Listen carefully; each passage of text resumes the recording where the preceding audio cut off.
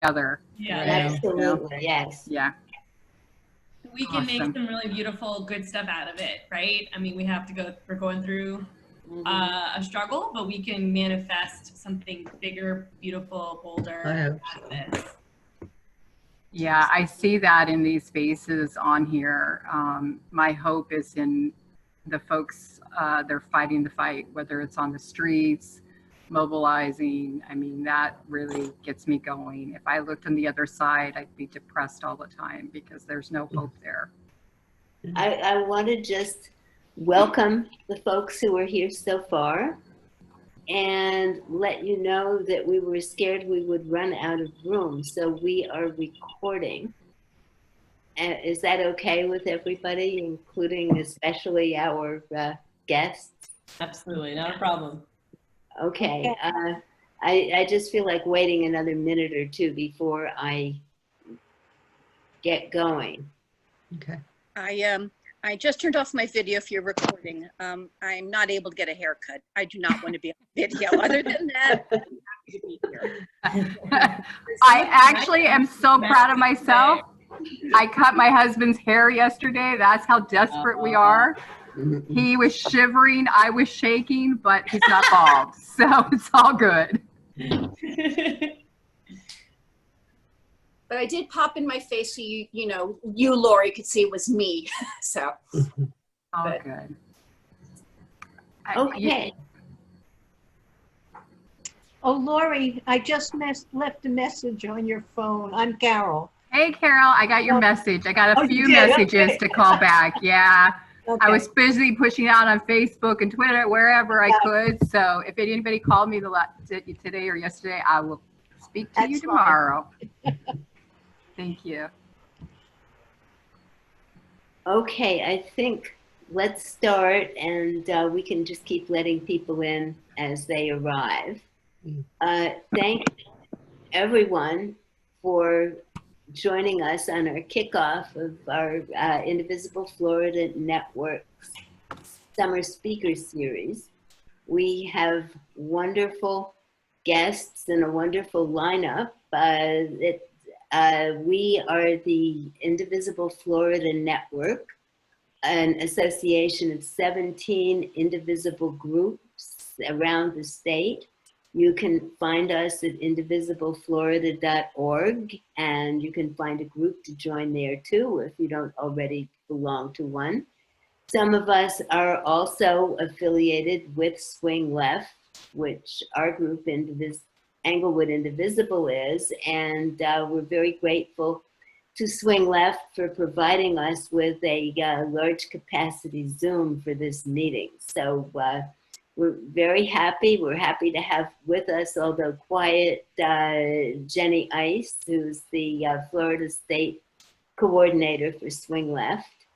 And I will now like to introduce Lori Woodward Garcia, who put together the program tonight and is one of the leaders of Broward for Progress.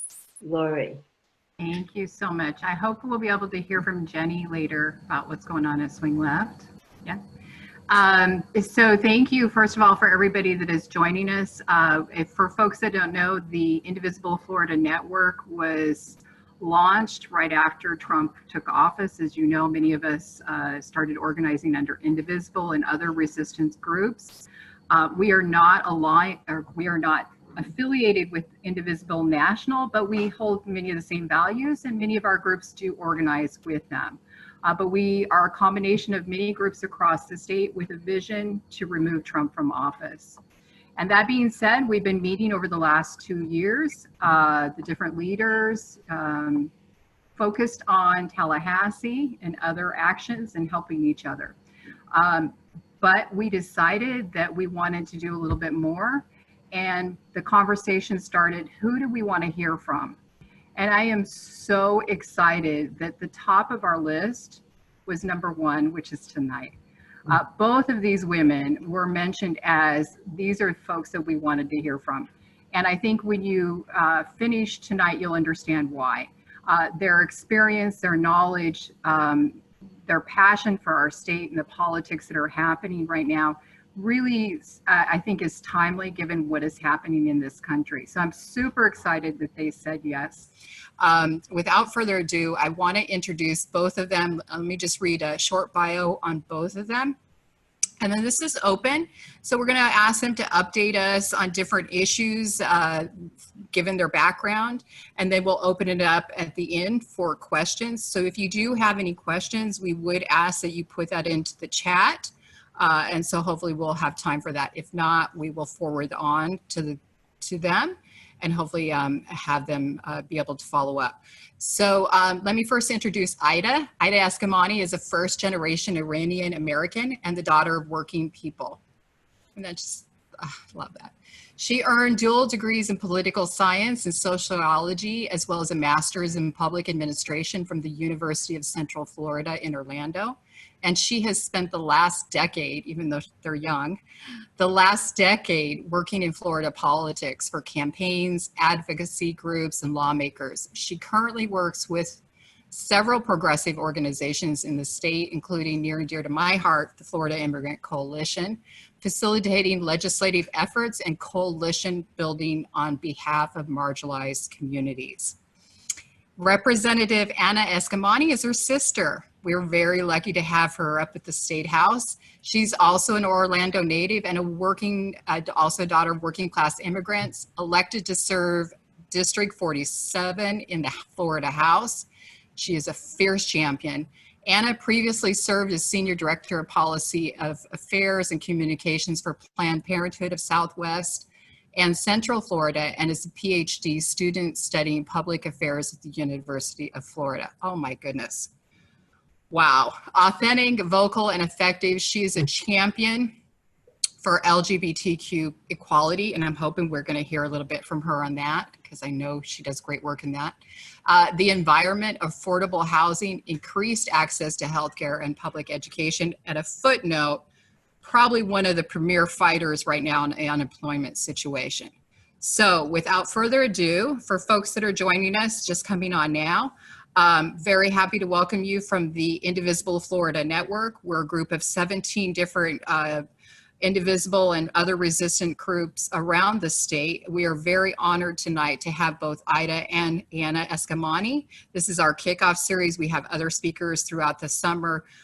We're just having some deeper conversations, not necessarily, you know, about red or blue, Democrats or Republicans. We're talking general, what is happening in Florida, and you know, what voting means, and community engagement, civic engagement. So without further ado, I'd like to kick it off to both Eskamanis, and I'll let you decide who goes first. Thank you so much for joining us. Thank you so much, Lori. And thank you, Jane, and thank you to Swing Left and everyone who's here with us tonight. It's an incredible crowd. If you're wondering, we are twins, and so just want to make sure we get that out of the way. I think we left that out of the bio. And so I'm 6 minutes older, so I'm the big sister in a way, and really, really proud to be here tonight. So we wanted just to kind of kick off with a little bit more about our backgrounds and then talk about issues that are on the forefront here in Florida. And then, of course, talk about action and tactics, because I know Indivisible and the work of resist groups, and it's very much driven towards the goal of eliminating Donald J. Trump from the White House. And you can't do that with just rhetoric. You do that through action. And obviously, COVID-19 has brought very unique challenges that are different from the typical campaign approaches that we've seen to be so successful in 2018. We can't really knock on doors anymore, for example. And so we really do have to brainstorm and test and pursue new tactics to get out the vote in August and November. And so with that said, y'all heard from our bio a little bit, and I just want to add a little more to it. You know, we both grew up here in Orlando, Florida. We're zooming to you from our home in downtown Orlando, and went to public schools, K through 12. And we're the daughter of immigrants. Our parents came from 2 different parts of Iran, but met in Orlando, working at the same donut shop. And we also have an older brother named Arya, and he lives in Miami today. We were doing everything we could as a family to achieve the American dream. And things took a different direction when our mom was diagnosed with cancer. And we were about 9 years old when her first diagnosis came down. And we became her primary caregivers during that time. So when we talk about healthcare access, when we talk about women's rights, we talk about immigrant rights, the rights of the working class, it's very personal for us because we went through a lot of trauma and a lot of heartache and many, many barriers to help our mom fight as hard as she could, and she did, but unfortunately she didn't make it, and she passed away when we were 13 years old. Back in 2004. So, we carry a chip on our shoulder, and it motivates us to fight every day for families here in Florida to help make sure that no child has to lose a parent and no parent has to lose a child if we can prevent that. And it's why we're so passionate on issues of economic reform, affordable housing, healthcare access, good, clean water and air for generations to come, good public schools, public transportation. We envision a world where a success of one person doesn't have to be due to the failure of others, that we can all be successful together, and that there's an abundance of joy out there that each one of us can experience. And so to that point, we both went to UCF, and I started working at Planned Parenthood of Southwest and Central Florida before I graduated from UCF. That was my first job out of college, and I worked at Planned Parenthood for about 7 years. And I always jokingly tell folks that if you work at Planned Parenthood, you can do anything because the work at Planned Parenthood in a state like Florida is hella hard. And we're always up against hostile politicians and a lot of ugly rhetoric about abortion access. And it really has framed my theory of change for a state like Florida. And that's one that's grounded in centering the conversation on directly impacted people. And it was while working at Planned Parenthood that inspired me to eventually make the decision to run for office. And I was a first-time candidate, had never run for office before, didn't see people who look like to me actually run and win in the legislature, let alone any seat across the country. And sure enough, it was a pretty aggressive campaign. It was a flip seat. And we flipped it by about 15 points in 2018. And I became the first Iranian-American elected to any public office in Florida, and have continued to fight unapologetically for the issues that we care about. With that, I'm going to toss it to Ida real quick just to share more about her background and what motivates her to do this work. Wow. Well, I'm just so proud of my sister. And I love just, hearing her talk about our story and the amazing work she's done. When she first decided to run for office, a lot of the establishment, including within the Democratic Party, did not want her to run, did not think she could win. We're looking for more moderate, more white man to run instead. And it wasn't until she had to prove herself again and again and again, as so many Black and brown women have to do, right? And so many women have to do, to demonstrate that she is capable of winning the seat. And so it wasn't until she reached a certain fundraising metric, which I had no doubt she would reach because of her incredible work, that folks started to, look at her as someone viable instead of investing in candidates like her, instead of the establishment building a bench of bold progressive leaders, right? And so that's so often, what we find ourselves kind of challenging and dismantling. And so I'm just so infinitely proud of her. And in my role, Lori, it's so good to see you, because Lori and I are often shoulder to shoulder in the state capitol. I see a few familiar faces as well throughout that work. And so, working in the state legislature in Florida as progressive, as someone who fights for Black and brown communities, it's an uphill battle. You're constantly working to mitigate risk and harm, honestly, in the legislature at this point. When things don't pass, it's usually a victory. But my career, as Lori had said, it's been a decade, right? We started in college. When you said that, I was like, gosh, I feel it's a decade, but man, has it aged you working in Florida politics. But it's, so similarly to Anna, started in college, organizing on college campuses. For us, young engagement is so beautiful, and really intergenerational movement work, right, is the goal. But for Anna and I starting in college, you know, there were some folks who didn't take us seriously, treated us like free labor, didn't think our ideas were worthy. But there were other folks who took us under their wings and mentored us and empowered us and treated us as peers and equals. And so Anna and I really do try to pave that way forward as well. My sister has literally an army of interns, of young leaders that she's cultivating. I try to do the same as well. And, you know, after college, I actually interned at the White House when I graduated. At the Obama White House. The Obama White House. And then I decided to come back to Florida. I worked in healthcare advocacy. Then I found a long-term home at Equality Florida, the state's LGBTQ civil rights organization. It was there that Anna and I both jumped on the campaign to elect Carlos Guillermo Smith, Representative Smith, out of East Orlando here. And he has been an incredible leader in really cultivating a bench of progressive lawmakers in the legislature. And then shortly after that, I took on this role doing public affairs for progressive organizations around the state. So in the Capitol, I wear many hats. I represent Florida Immigrant Coalition, Organized Florida, New Florida Majority, and I also sit in many different coalitions of organizations based on issues. So I work basically on every kind of intersectional issue under the sun. So what does intersectional mean? Could you great question. Intersectionality is, you know, is this theory that our struggle is intertwined. And so when we fight for, in order to secure liberation for one of us, we really have to secure it for all of us, right? And it's looking at our different struggles and how they're so intertwined.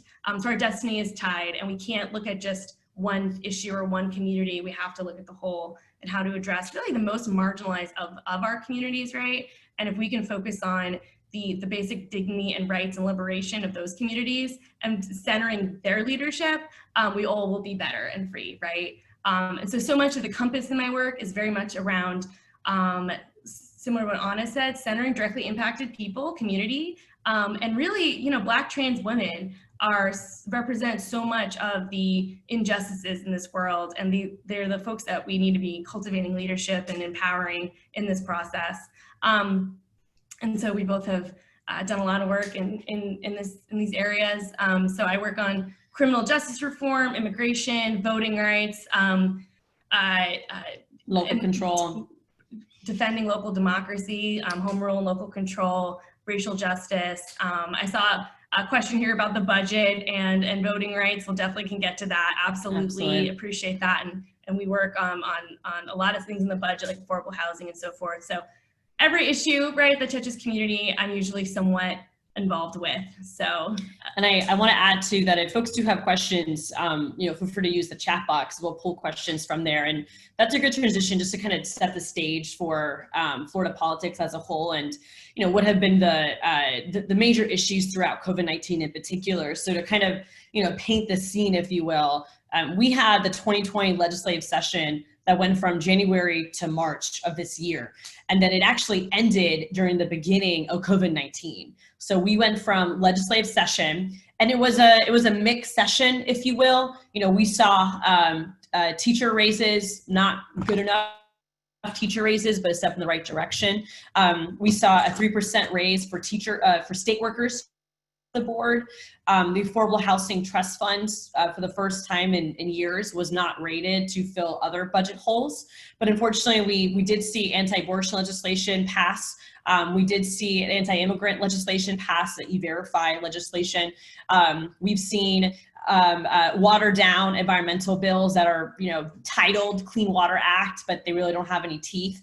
So, and we also see corporations continue to really own the agenda in Tallahassee. And I serve on Ways and Means, which is a committee that's really focused on tax policy. And, I'm 30 years old. I've only been paying taxes for less than half of my life, but, as an income tax. But I will say that the Republican caucus, they decide what committees Democrats serve on. They put me on some of the driest committees because they knew that they were trying to not complement my strengths. They want to put me in committees of areas that I don't have professional experience in.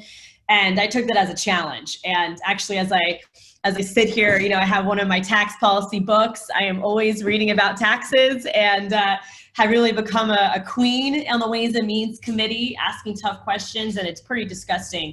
That's what we call her, our Ways and Means queen. It's pretty disgusting just how corporations own the process and get tax cuts and tax breaks that are permanent versus really getting a less regressive tax structure for individuals here in Florida, for working people. And we saw all that in play during COVID-19. In April, Governor Ron DeSantis actually approved $543 million to be returned to the state's largest corporations. Meanwhile, as folks here know, we can't even get people $275 for their unemployment benefits per week. And small businesses only received $50 million out of Florida's small bridge loan program, which was poorly implemented and ultimately afforded multiple business owners more than once, leaving behind 38,000 other business owners that were waiting for relief. And we also know that, you know, the rollout of the CARES Act has been very, very challenging. Not only are folks not getting their $600 for unemployment, which is tied to DEOs and competency, but there's no transparency on the PPP program. And we saw so many of the largest businesses apply for PPP and get it compared to small businesses in our community. So I can't stress enough the importance, especially as progressives, that we understand and talk about economic pocketbook issues. These are the issues that are on every voter's mind, especially right now. And I would say, you know, stereotypically, I think the Republican Party is always accused and assumed that Democrats in particular don't care about the economy, don't understand the economy. Don't care about businesses. Don't care about businesses. And, you know, we're not the champions of these issues, that we only talk about social issues. And again, social issues matter and are critically important to who I am. But I think we have to beat the opposition at their own game and really demonstrate who cares about the economy, who cares about working people in the economy, who cares about small businesses. We do. And to point out the what is essentially empty rhetoric that comes from the right about business and about working families, and to use the proof. And COVID-19 is an excellent example of how little the Republican Party cares about working people and about small businesses. You know, with that said, yeah, go ahead. I want to also add to that, that within all of our structures in Florida, even before the Black Lives Matter uprising that we're in right now, even before this moment, for us, you can plainly see the racism ingrained in Florida's structures, in our tax policy, in our housing policy, in our healthcare disparities. Time and time again, you will see in the criminal justice system, in immigration, right? Time and time again, we see how historically Florida, so much of our policies have racism, white supremacy ingrained into it. And it's a constant battle to dismantle that, right? And so the economic issues and the social issues are actually, I think a lot of folks know this, they're not separate, right? They're so intertwined. Right. And so, but to Anna's point, we do have to understand how things work, because that's the other thing. As a grassroots lobbyist in the Capitol, right? I go toe to toe with, you know, the Florida Chamber of Commerce all the time, the Florida Sheriff's Association all the time. You know, a lot of these really well-funded, well-connected organizations and institutions that have been in this process for a long time, that have, you know, written a lot of these laws, right? And so they know how it all works. They wrote it, they designed it.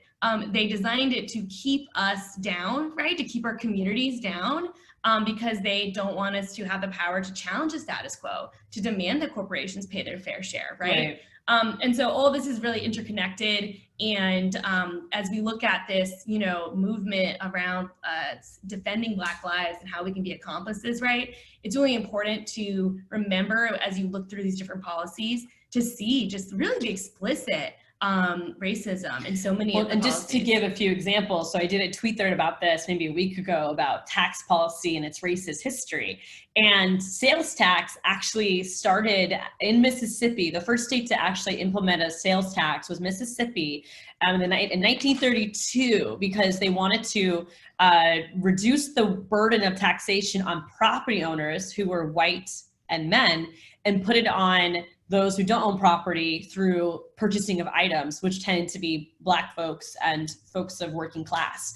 So even something like sales tax, which today is very common, we don't even question it. You know, we might have debates on how much, but the concept is here, was designed to shift away taxation from property owners to those who don't own property. And we see that time and time again in all sorts of policy. And unemployment is another unemployment as well. Excellent example. Yeah. When the Fed back in, I think it was FDR's administration created the Yes. federal unemployment system. When that was written, they explicitly excluded farm workers and domestic workers because at that time, particularly, majority were Black, and they couldn't say explicitly to deny Black folk, but they explicitly chose industries where Black folk were the majority of employees. And to this day, we see those industries exempted from state and federal unemployment. They've only been included because of the Federal CARES Act expansion in this moment. Right. Well, and I'll, criminal justice reform, which we like to call criminal legal system reform because there really is no justice in it. In Florida has actually been an issue that we have been leading on, at least for the last 2 years in the legislature alongside our colleagues. Florida has 96,000 incarcerated individuals right now. About 90%, if not more, identify as men, and majority of those men are men of color. And Florida is home to one of the largest women's prisons in Ocala, and that's Lowell Correctional Institute, where there is a pregnant dormitory that only just got air conditioning maybe 8 months ago. As a state lawmaker, we were actually allowed to visit prisons unannounced, and I had been visiting prisons here in the state of Florida prior to COVID-19, talking to the incarcerated and engaging with their family, and it's horrific just how much Florida leans on incarceration over intervention. And we have policies in place like mandatory minimums that lock people into long sentences even when a judge wouldn't apply that to them, but the judge doesn't have a choice. And we actually don't even have a statutory limitation on the arrest of minors. And so, we have 6-year-olds getting arrested. We have 12-year-olds getting arrested where there is no legal protection to prevent that from happening, even for small things like being a kid. And so, Ida mentioned the Sheriff's Association. Just so y'all know, there's a lot of conversation on the power of police unions in stopping reform. And that's very true. But I will say that in Florida, sentencing reform is actually more stopped by the prosecutors, the Chiefs Association, and the Sheriff's Association. Mm-hmm. And so we're talking about long-term advocacy on criminal legal system reform. I do think the energy right now should be on local governments, on cities and counties, because they can lead immediate change today. In that budget. Especially with the budget, especially with policies. But long-term, we're not back in Tallahassee until January 2021 for committee weeks, and then March 2021 for session.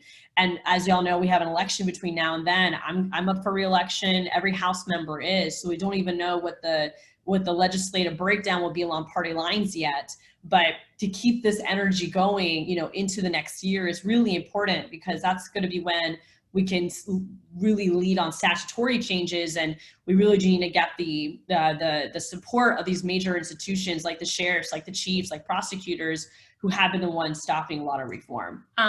Grading judge, absolutely. Yeah. If I could share a quick couple things, I hope this is helpful for folks. We'll take some questions. Yeah, and we love to take some questions, yeah. But I want to share something on that same light, and also one good story, because I know that so many things are really hard right now. But there is some beautiful things that are happening that really center people directly impacted in ways that we can support that work, right? So when Anna spoke about the impact of the Florida Sheriff's Association and the police chiefs and the prosecutors in the legislative process, and she's 100% on point. We actually have bipartisan support in the legislature for sentencing reform, for prison reform, for fees and fines reform. The Republican Party is not 100% behind it, do not get me wrong, but there are some key leaders that actually we've worked with on this issue that we align on. And it's those institutions, the sheriffs, the chiefs, and the prosecutors, who actually stop it and derail the process. And on fees and fines reform, it's actually the clerks, the county clerks, that prevent it. And so I want to. That's because they need fees and fines to pay for county clerks. Yes, they do, because the state doesn't fund the court system. Right. But also, I'll admit, a lot of clerks are doing the bare minimum to actually help people pay, right? So a lot of electeds are doing the bare minimum. And I'm at this point where that's not acceptable. And I look at how hard my sister works, which is very unhealthy as a sister, I'll say. But, you know, she raises the bar on what we should demand from our elected officials, right? Because there's a lot of solutions they can do, and we see a lot of passing the buck right now, and I'm just not about it. But that's for a conversation for a different day, right? You know, I want to the sheriffs, there's also a lot of intersection, what we call crimmigration. It's a criminal legal system, immigration, how those intertwine, right? And so, you know, when we talk about the criminal legal system, immigration is a part of that. The Sheriff Association, led by the Pinellas County Sheriff Galtieri, he's a anti-immigrant trailblazer. He was with Donald Trump at the White House signing Trump's, you know, kind of joke executive order on police accountability. And so this man is, you know, he's the leader on anti-immigrant and stopping comprehensive reform and criminal justice in the state legislature. And he's the elected Pinellas County Sheriff, right? And those are elected positions. And one beautiful story I want to share, and then we'll pivot to elections and things of that nature and answer questions. But this past legislative session, we had a really robust agenda of bills reforming the criminal legal system, things that Anna had mentioned on all fronts. The only bill that passed was at midnight on the last day of session, and it was the Tammy Jackson Act, which protects incarcerated pregnant women. And that bill has been anchored and lifted forward by a coalition of formerly incarcerated women, led by Valencia Gudner of New Florida Majority in Broward County. So some folks may know Valencia or V. And it's a coalition of mostly Black, formerly incarcerated women. And this steering committee decides, you know, what's the bill they want to put forward and organize around. And it's very much reflecting, you know, what are women formerly and currently incarcerated need. The first session we put forth and won tampons and pads and sanitary napkins within our prisons, which you would assume was already happening, but it was not. And then the newest bill we just passed, which has been sent to the governor's desk to become law, adds additional protections for incarcerated pregnant women. It's not everything we wanted, but it was the only bill to pass this session. And it was championed by directly impacted women, right? And so we just have to remember that nobody knows what they need than the person who is impacted, right? And so how do we bring those folks to the table and not be, even though we may be well-intentioned to think we know what they need, we really don't, right? We have to ask them and lift them up and bring them into the process. Right. The last thing I'll just share and then open it up to some questions here. Great question around the clemency board. I'm part of a statewide coalition called Freedom for Florida, and it's freedomforflorida.com. It's a coalition of organizations working to elect pro-reform sheriffs and prosecutors. And so it's the first really ever organized effort across the state to elect these candidates who have committed to reform policies within their locality, as well as promoting those efforts in the state legislature. So and remember, those elections tend to be August. A lot of those elections are in August. I'll tell you, a lot of them not clear cut. The Broward County Sheriff's race and the Broward County State Attorney race is very interesting in some good ways. You actually have a lot of good candidates for state attorney, but it's really important to vote and engage folks in those races in this moment of Black Lives Matter and this uprising. All elections are important, but we definitely want to emphasize and encourage folks to vote in those elections, because oftentimes they don't get noticed and they really have a lot of direct impact in this moment. So we're gonna look at the chat box and just elevate some feedback and comments and some thoughts folks already brought up. So in the very first one from Mary Lawrence, worried about election funding and legislative changes to budget with time running short. Please put your question in the chat. So we're worried about that too. The governor now has the budget on his desk. It has to be implemented for July 1. And he said yesterday that there'll be a lot of line item vetoes. And this does put a lot of issues at risk. Florida saw an $878 million loss of estimated revenue just in April. That's huge. That's a huge loss of revenue, what was expected. And again, that's because of Florida's reliance on sales tax. And the fact that we have numerous corporate tax loopholes where corporations can hide their income and not pay taxes here. And so we have a huge reliance on sales tax. When you don't have tourism and you don't have folks buying other goods, there will be no sales tax revenue. And so that's what we're experiencing right now. And it's creating a gap anywhere that results in $500 million to $1 billion having to be cut from the current budget. Now, Florida does have $4 billion in reserves, but I'm sure it's being tapped for many of the expenses like unemployment and the hiring of 5 call centers that don't work, and so forth. But we also know that there's been CARES Act money as well provided by the federal government to states, but that money is somewhat restrictive. And we did request a special session to go back to Tallahassee and actually, revisit the budget, fix unemployment, pass Medicaid expansion, prepare for the elections. But that request we lost on along a party line vote. And so we're not being convened back to Tallahassee. I personally think that the Republican majority doesn't want everyone back in Tallahassee because it would give Democrats in particular an opportunity to call out all the BS and to, really stand up and shine as advocates for the people of Florida. And it's the complete opposite of what they want. So, it puts us in a place of, grassroots advocacy and activism to make sure that we own the narrative on who's on the right side of history right now. And to that point, there's millions of dollars of federal money that Florida doesn't even know how to apply yet because there's been no definition of the legislature to, can this money actually fit into the buckets that Florida has, if you will. So the CFO even said that there's CARES Act money that hasn't been spent yet that's waiting in Florida's coffers because we don't know how to apply it to our budget. And then of course, about a dozen lawmakers actually signed on to an ALEC letter saying that they did not want any type of federal money to support Florida, which is the stupidest thing you could do. And by the way, it's so ironic because Florida's entire budget is cushioned by the Fed.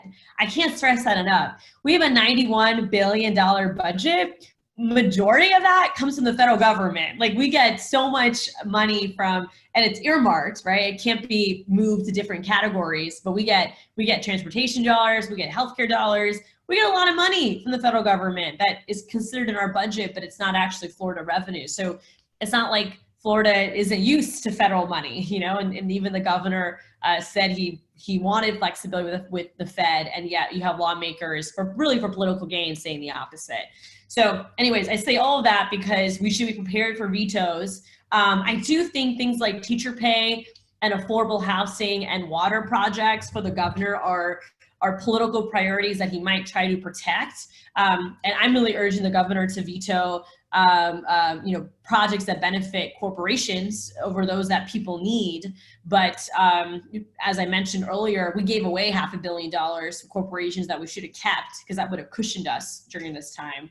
But unfortunately, we can expect some vetoes to come down the pipeline, potentially on some of these really important advancements that we made. But we're advocating that he not veto things like teacher pay and affordable housing and the state raises. And particularly on voter suppression and our elections, folks in the chat are absolutely correct. We should fully expect, we've seen it already, that Donald Trump is going to do everything he can to suppress the vote, to make sure vote by mail ballots are not counted. And if the elections go the way where he is not the winner, I think he'll probably challenge the elections, right? I really do think he'll do that.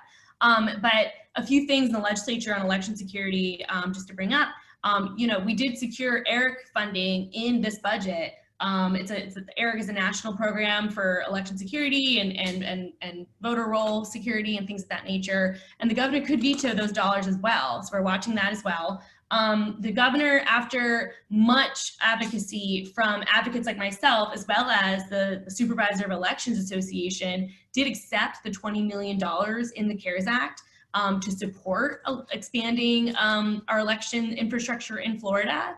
And that was what the Supervisor of Elections across the state had asked for as well. But even with that being said, we saw a few attempts this session to pass very nefarious voter suppression efforts around vote by mail and poll watchers.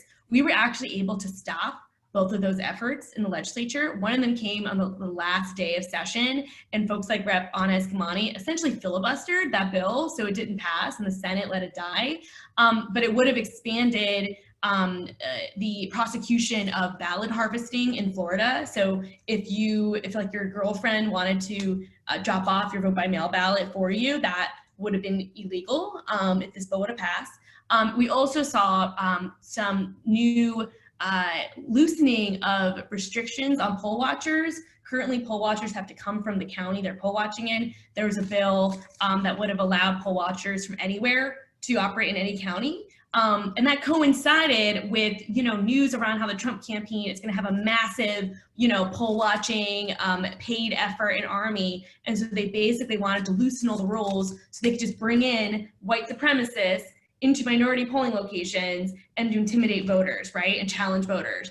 We were able to stop those bills from passing, which is huge. And so that's a really good effort, but we should fully expect them to be at the polls full force, intimidating voters, questioning vote by mail ballots that are hand dropped, and everything else, right? And so if folks have the ability to be a poll watcher, I know that different groups are looking for volunteers. And so that's a really important responsibility. We definitely need to make sure we're on guard for that. And we're hoping that, with this additional CARES Act money, that the supervisor of elections will be able to do good with it. I'll tell you, the SOEs frustrate me too, because a lot of them do the bare minimum, but they really fought hard for those dollars that DeSantis did not want to ask for. That reminds me too. I'm sorry. I just want to interject because this is an issue that is very near and dear to the hearts of this organization, Indivisible Florida. And I unmuted Mary because we are concerned. We keep talking about the governor accepted those federal dollars, but we have not seen, I understand he has to, Mary, you can interject something about, he has to match some of those funds. And we are worried that we're getting so close right now. For folks on this call, we are 30 days out from the deadline to voter registration for the primary in August.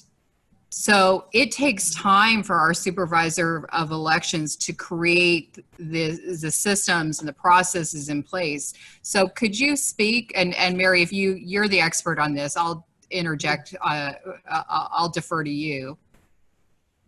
Well, the main problem is I just spoke to my SOE, who is excellent, and we've always had really clean, uncontested elections in St. Johns County. But I've worked for her before as a poll worker, so we have a relationship.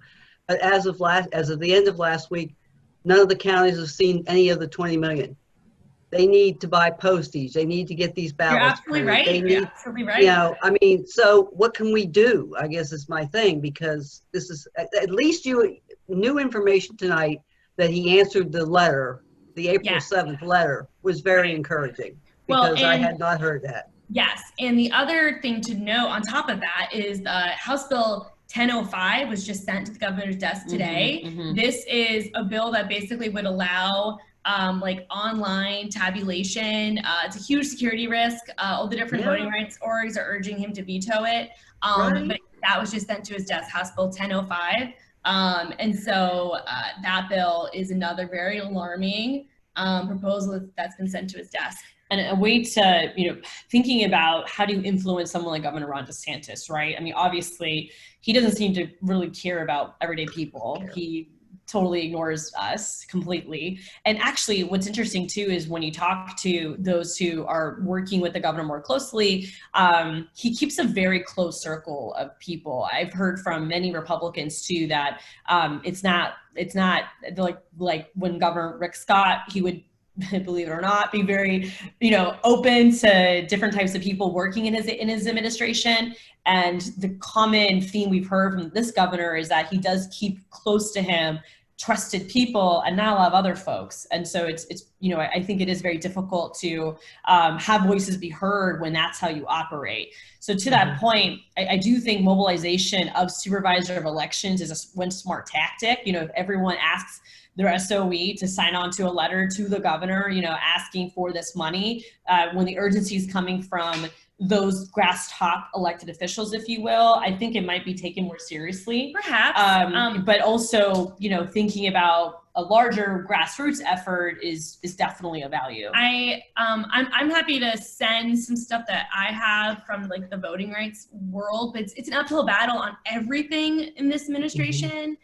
What I will say, Anna is absolutely correct with the grass tops. I think a key reason why he finally accepted, like said he would accept the 20 million was because the Florida Supervisor of Elections put out a letter, because they are more, you know, middle of the ground kind of moderate entity, of course. And they've got a good lobby team in the Capitol, I'll tell y'all. Like they've got Republican lobbyists working for them, right? I know some of those folks. But the other piece, just like, I want to remind folks, you know, we've had some really incredible wins in COVID world on housing, on the eviction and foreclosure moratorium extensions. It's not enough because folks don't have the dollars to pay rent and pay mortgage, and they want to. And we know a lot of mom and pop landlords are suffering too, right? So it's not enough, but I'll tell you that the governor did not want to do that. He did not want to extend these moratoriums, which would have led folks to massive homelessness across the state.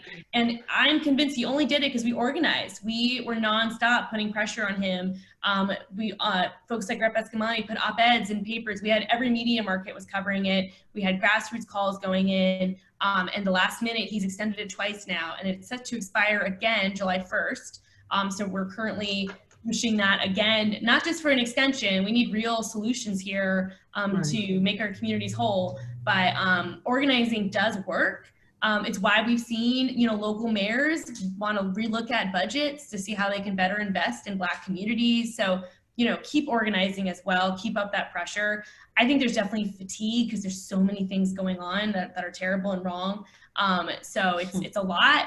But definitely keep organizing. And then also, it sounds like folks are already plugged into making sure we have poll watchers and yeah, like be prepared for recounts and all those things, because I'm just convinced he's going to try to challenge this election as many ways he can. Well, and the same could be applied. There was a question in the chat about the clemency board. So again, you know, I think you have to organize around it. I think you have to tie it to things that the Republican leadership actually cares about. I mean, since the clemency board, my head goes to transparency, the optics of transparency, and how leadership's not being transparent, you know, and try to think about in the framing of how they actually would be driven to do something. In the case of housing issues, you know, I would argue that one of the reasons why the governor felt the pressure is that it's economic, and he doesn't want to be the eviction governor, right, for the rest of his legacy for his next election. And so, you know, he waited till the very last minute, by the way, to extend the eviction moratorium. And we have no doubt that was because he was trying to allow landlords to put as much pressure as possible on tenants until it got extended last minute. And so, you know, he continues to balance the interests of those of more means than everyday people. And so that's what we're up against. But, you know, to Ida's point, you know, organizing is really important. And then thinking about how do you frame it in a way where leadership is actually impacted and concerned when your framing becomes successful. And I just want to, go ahead, Lori. Right. I do want to ask a question. So we have a mix here of some of the leaders from our 17 different groups, and we have everyday folks that joined on this call. So I want to kind of break that down. When you say organizing, from like, if we were to put pressure on DeSantis right now for the unemployment or the voting integrity, what do you mean specifically on that? So, if you could share.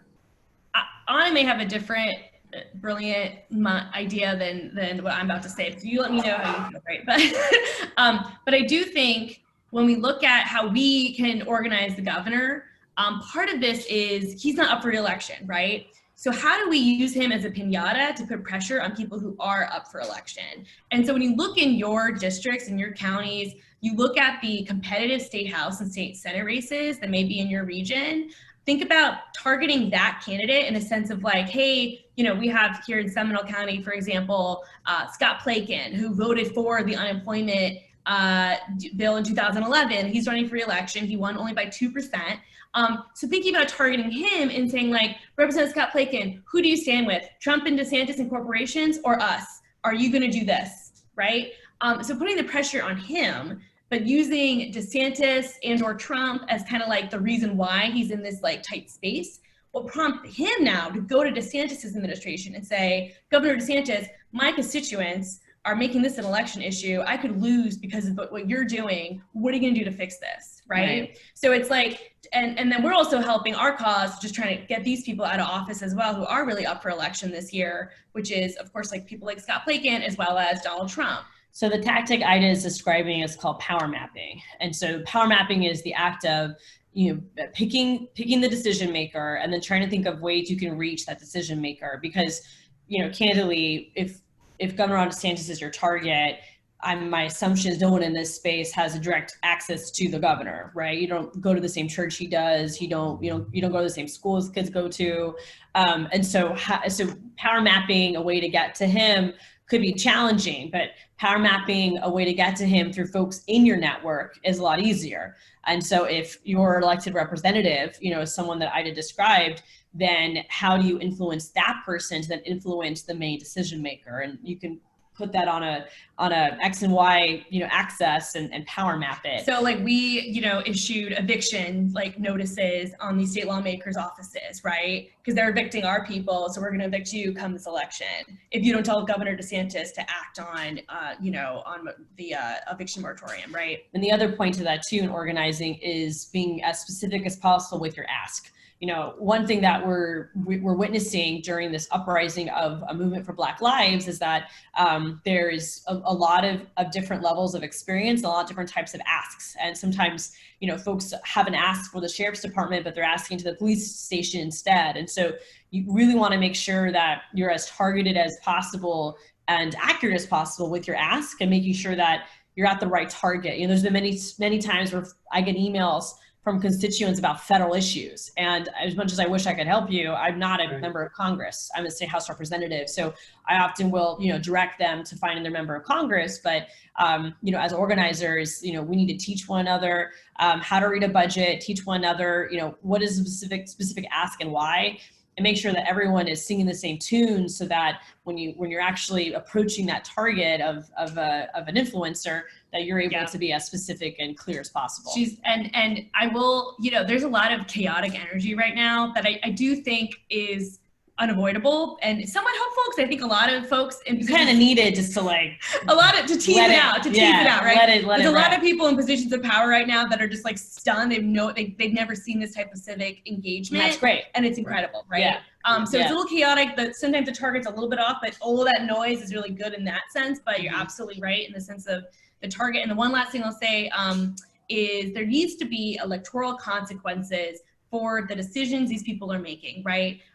The Trump administration has clearly decided and have evidence to show that being anti-immigrant and racist wins elections, right? They're doubling down on that because they've got polling or whatever it is to show that if we're super racist and we're anti-immigrant, we're gonna win elections because our base will turn out, right? So we have to prove that actually not only anti-immigrant loses elections, but pro-immigrant wins elections, right? We have to demonstrate that when you are on our side, you win, right? And that'll, of course, win more victories to help our cause. But also the folks who are against us, now they're going to have to think again about being anti-immigrant, about being anti-criminal justice reform, about their, about corporate giveaways, because they're going to remember I squeezed through this election, but damn, all my friends lost because of everything they did. I got to start singing a different tune, right? Because even these moderate Republicans, y'all have a lot in South Florida, they're not doing this stuff. Most of them, I'll say, are not doing it because they truly care. They're looking at polling in their district. They understand they have a moderate district and they have to moderate their message a little bit because they want to win, right? All right, well, show those consequences. let's read. You want to read the chat?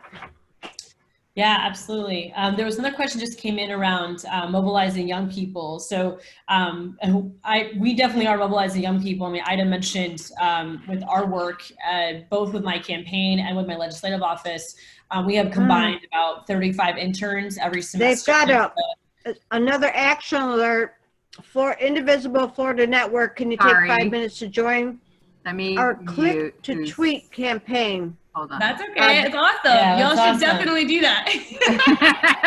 Sorry. If you're not a speaker, if you can please mute. Sorry. That's totally I fine. love the energy.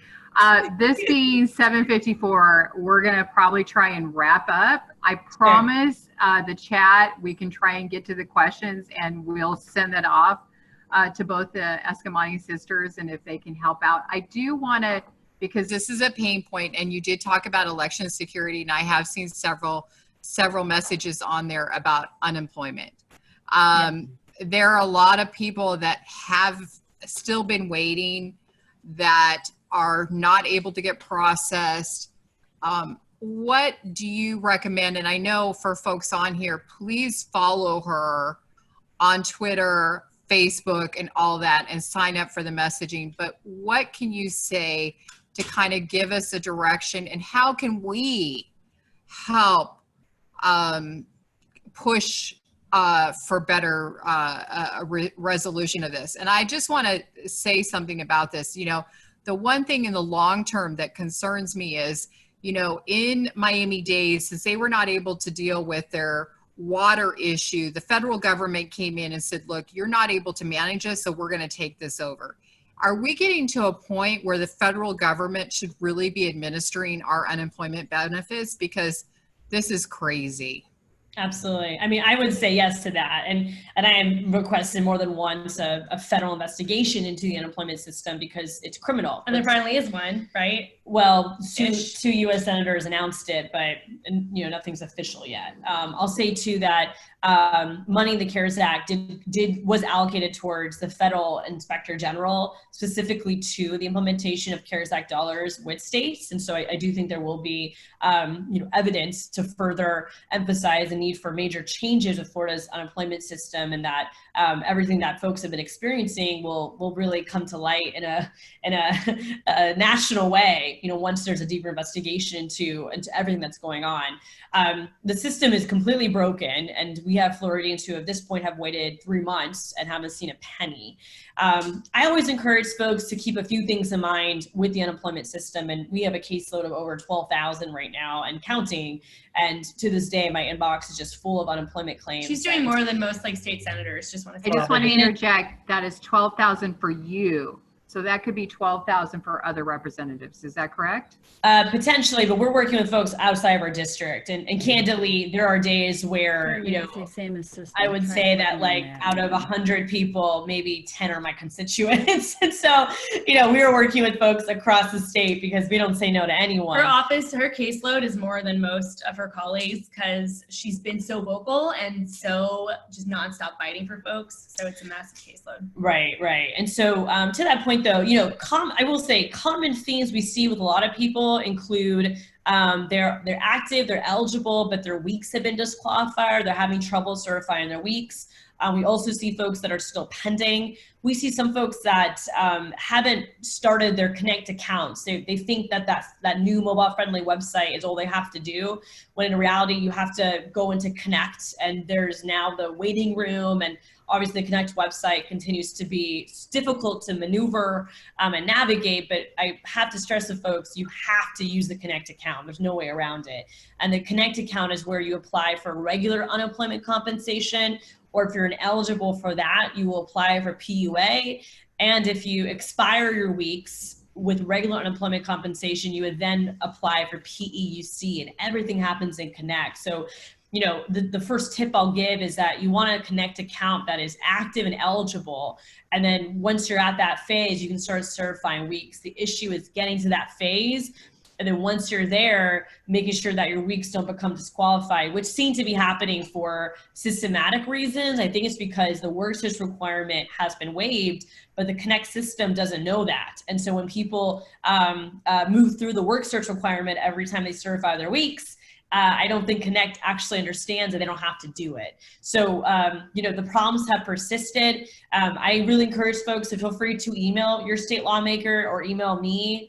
Like I said, you do weekly town halls on this, we do. Every Friday at 5 p.m. we do a weekly Facebook town hall where we talk about the FAQs. Folks submit their questions to me. We answer them in real time.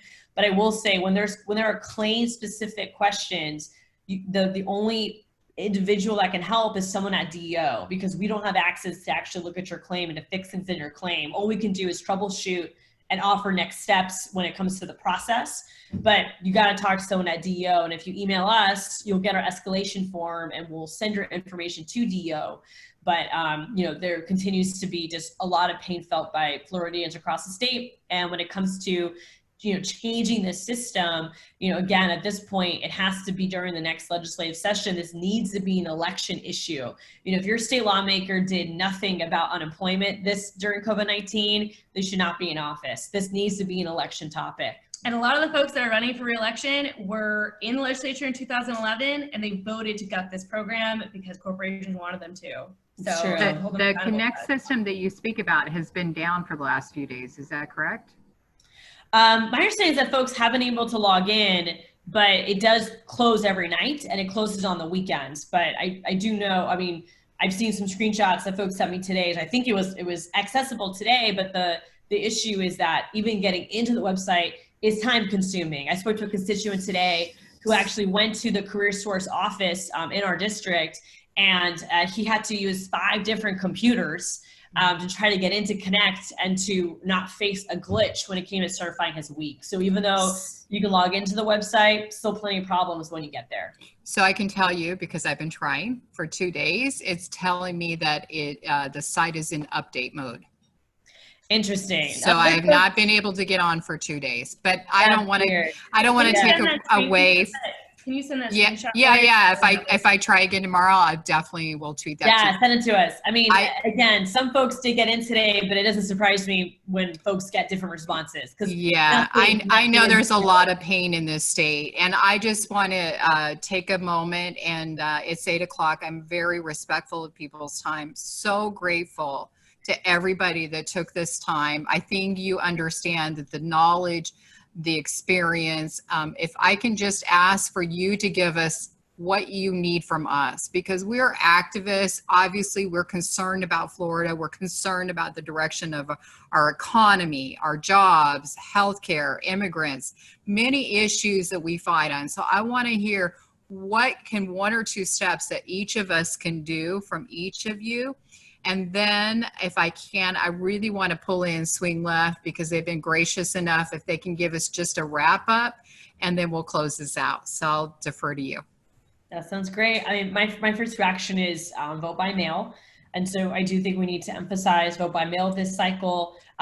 Most counties you can apply online, and there is also online voter registration right now. So even though we can't necessarily, you know, be outside in different spaces, I think thinking of unique ways to share the online voter registration link and options to vote by mail is really, really important right now. And then for those who are able to give, I do think donating to candidates and issues you care about is really important, even if it's $5. You know, so many strong candidates are struggling to fundraise right now because of the pandemic. Fundraisers have been canceled. You know, everything is, it's uncharted territory, and giving to candidates or issues you care about, even if it's $5, $10, goes a long way.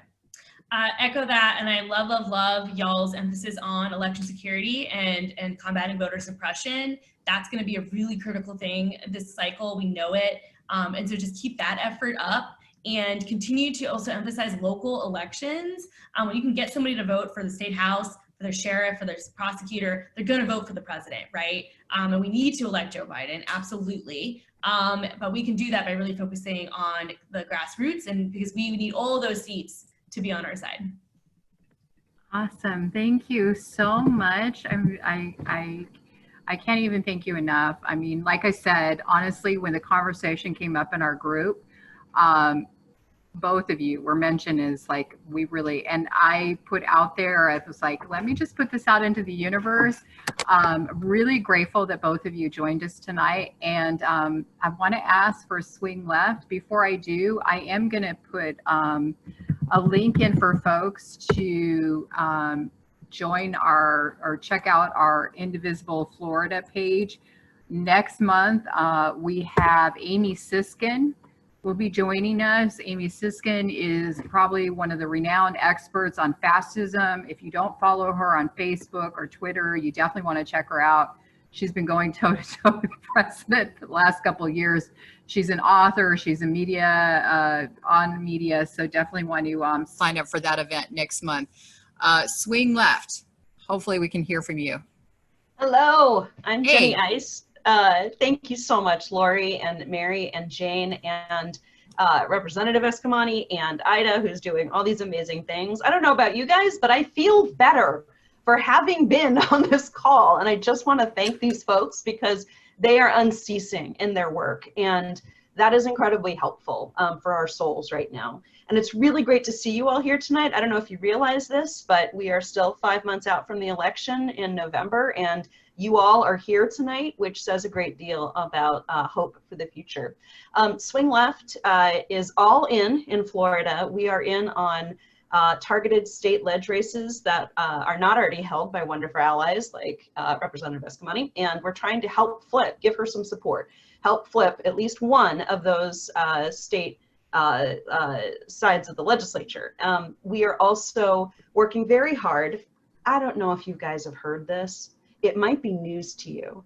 Florida's important in the presidential election. Could you believe that? Is this news? I was shocked, I tell you. And so we're working really hard to get people organized all over the state to support the kind of work that Lori's team is doing in Broward and Jane's team and Mary. And of course, for, just fangirling for the Eskamani sisters. We would love for you to help. There are always actions you can take virtually in between the times that you're attending these fantastic events. Our website is right now entirely about Black Lives Matter calls to action. We have stepped out of the national space for a time being so that we can hold that space open for Black activist and Black-led actions. We'll start slowly to be resuming with a very strong focus in retaining racial justice in everything we do next week. And so I'd love to, I'm going to put my email in the chat. It's really straightforward, Jennifer@swingleft.org.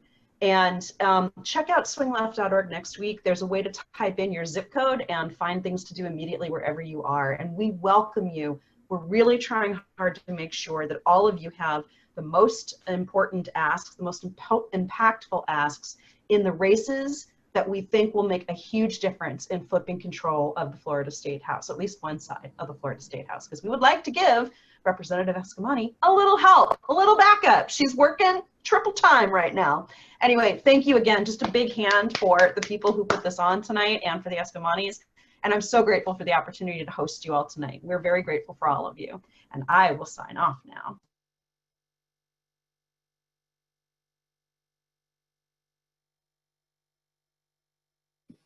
Well, I will thank everyone for coming, and thank Lori for all her hard work. Thanks especially to Anna and Ida for being with us, and we will be so happy to do this again maybe in November after victory. Happy birthday.